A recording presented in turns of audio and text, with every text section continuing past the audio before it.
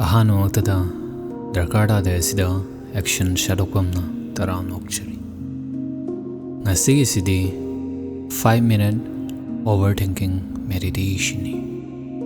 Kahena Wakan Kansan Badu Tadokisi. Headphone option view. Comfortable Oiba from the Pambiro Hoursi.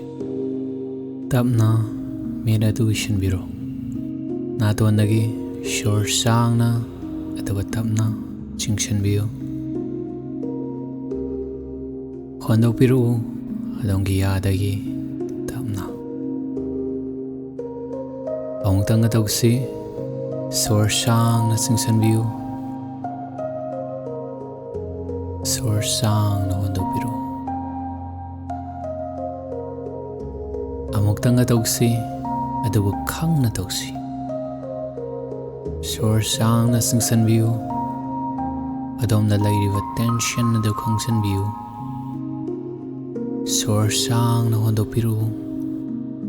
Adong Gilengshong Tada Biru Podhan View. Wakal Hena Kanjan Vasi Adong Yang na Wanate. Masi Adong Wakal na Adomo Ngak Sentona Tamlivani. Mahang na tangkak na simba kang ni. Mahang na karino hay na kangsin bakang ni. Karam na paukum tiga ni. Madada hanjan na tawba kaktani. Ado bahawsikti adom paukum tiga dabanatre. Adong iwakal la ahang ba achik ba ado chang ba khakni. Sore Sang na Singsan View. Dom na lady with tension gaido tapna tadokbiko.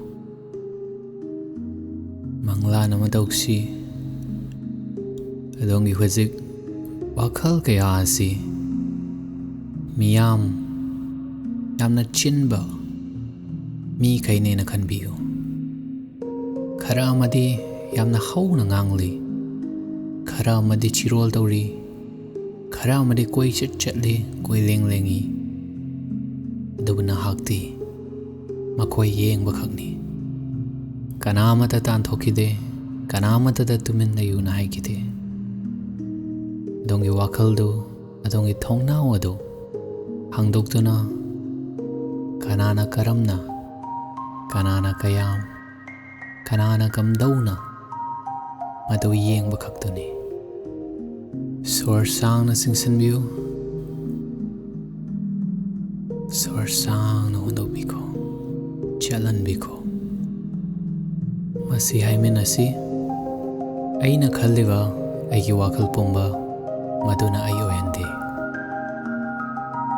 Mungtanga aina khalliba aigi wakal pumba aduna ai oyande.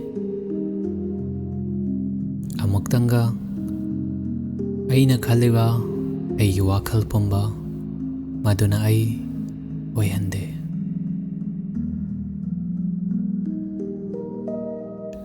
Sarang na wakaya asigi maraktagi adongi wakal do shore sida mafam asida hamok pushin biru. Sore Sang na Singsan View. Sore Sang na Hondo Piru.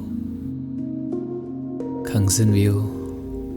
Nonglay nung shidadi lay kani. Adobo na hakti. Afam sida famli madugi mayayda. Chik na thauna lay na wakal yaw na. Nahaki wakal na di. Wakal lishing kaya makan bayay. Monrang kaya matawkini hena kansan gini madumak oiragashu nahaki matangi shore si kanba ngami maduni thauna haibdo maduni achikpa santi haibdo. Adom na chatringai mamangsda Chirol tawiyo ꯑꯗꯣꯝꯒꯤ ꯊꯃꯣꯏ ꯌꯧꯅ ꯑꯩꯍꯥꯛ ꯇꯞꯊꯕ ꯌꯥꯏꯅ ꯑꯔꯣꯏꯕ ꯑꯣꯏꯅ ꯁ꯭ꯋꯔ ꯁꯥꯡꯅ ꯆꯤꯡꯁꯤꯟꯕꯤꯌꯨ ꯁ꯭ꯋꯔ ꯁꯥꯡꯅ ꯍꯣꯟꯗꯣꯛꯄꯤꯔꯛꯎ ꯈꯨꯠꯁꯥ ꯇꯞꯅ ꯂꯦꯡꯕꯤꯌꯨ ꯑꯗꯨꯒ ꯑꯗꯣꯝꯅ ꯌꯥꯔꯕ ꯃꯇꯝꯗ ꯃꯤꯠ ꯍꯥꯡꯗꯣꯛꯄꯤꯌꯨ ꯉꯁꯤꯒꯤ ꯃꯦꯗꯤꯇꯦꯁꯟ ꯑꯁꯤ ꯇꯧꯕꯤꯕꯒꯤꯗꯃꯛꯇ ꯑꯗꯣꯝꯕꯨ ꯊꯥꯒꯠꯆꯔꯤ ꯏꯁꯥꯅꯁꯨ ꯑꯗꯣꯝꯕꯨ ꯊꯥꯒꯠꯄꯤꯌꯨ ꯑꯗꯨꯒ ꯉꯁꯤꯒꯤ ꯖꯔꯅꯤ ꯑꯁꯤꯗ ꯍꯦꯟꯅ ꯊꯧꯅꯥ ꯍꯥꯞꯄꯤꯅꯕꯒꯤꯗꯃꯛꯇ ꯑꯩꯍꯥꯛꯀꯤ UPI ID ꯍꯥꯞꯆꯔꯝꯕꯅꯤ ꯑꯗꯣꯝꯅ ꯀꯔꯝꯕ ꯃꯦꯗꯤꯇꯦꯁꯟ ꯊꯥꯒꯠꯂꯛꯎꯒꯦ ꯍꯥꯏꯕꯗꯨꯒ ꯂꯣꯏꯅꯅ ꯇꯤꯞ ꯊꯥꯗꯕꯤꯔꯝꯕ ꯌꯥꯅꯤ ꯁꯄꯣꯔꯠ ꯇꯧꯕꯤꯕ ꯌꯥꯒꯅꯤ ꯑꯩꯈꯣꯏꯒꯤ ꯗꯔꯀꯥꯔ ꯇꯥꯗꯦ ꯇ꯭ꯔꯥꯏꯕꯀꯤ ꯒ꯭ꯔꯨꯞꯇꯁꯨ ꯖꯣꯏꯟ ꯇꯧꯕꯤꯔꯛꯎ ꯑꯅꯧ ꯑꯅꯧꯕ ꯀꯌꯥ ꯑꯃ ꯁꯦꯝꯃꯤ ꯑꯅꯧ ꯑꯅꯧꯕ ꯀꯌా ꯑꯃ ꯑꯗꯣꯝꯒ ꯄꯨꯂꯞ ꯆꯥꯎꯈꯠꯃꯤꯟꯅꯅꯕ ꯉꯥꯏꯗꯨꯅ ꯂꯩꯔꯤ